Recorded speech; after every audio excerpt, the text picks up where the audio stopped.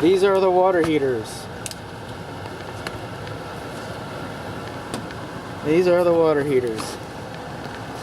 And we got some care and use manuals, which I didn't see for the indoor air handler.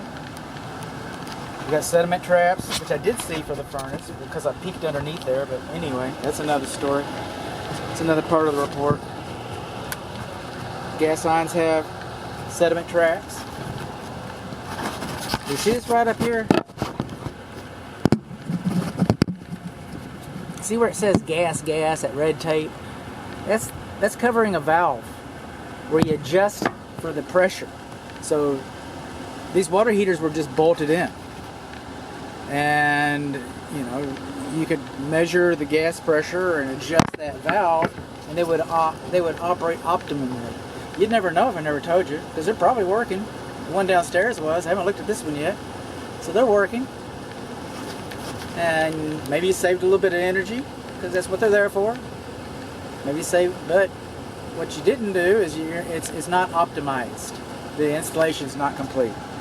Another thing, these water heaters do not have safety pans. They do not have safety pans. And some manufacturers, Reuniti, some of them they require safety pans, and some of them recommend but do not require, and some of them don't. I don't know which models these are, so, but City of Dallas water heater installation, you're supposed to have a vapor barrier. Dang. Old man on board. Vacuum breaker. You're supposed to have a vacuum breaker in this drain line. And if you have a vacuum breaker, the only way you can hook it back up is with a safety pan. So one way or another, either the manufacturer recommends it, the manufacturer requires it, or the City of Dallas says that you need to, and the International Residential Code, by the way, says that you should have a vacuum breaker there in the same room. That would, all roads lead to Rome. It still comes to a safety pan. You should have a safety pan up here.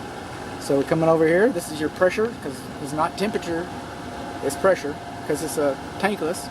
And there's your thermostats. Your thermostats are on the front of both of them. With this pressure release valve, you're not supposed to have more than 5 90-degree bends. 1, 2, 3, 4, 5 going down, and you're not even out of the attic yet. You're not even out of the attic yet. Another thing is, we do not know where these drain lines discharge. Access in the crawl space was poor. It did not appear that they were discharging on the outside of the building. So a best case scenario would be that they're in the crawl space. So you gotta hope there's someplace. But, so we got more than 5 bins, do not have a vacuum breaker, which means you do not have a safety pan. And it does not discharge into an obvious location. You cannot see in that crawl space.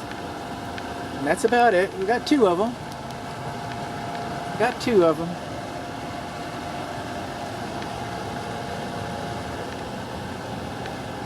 And they're mostly right. Just more than 5 bins, you don't know where the thing goes. Do not have a safety pan. If you have a safety pan, you got a secondary drain line, so you don't have one of those either. And that's the water heater installation.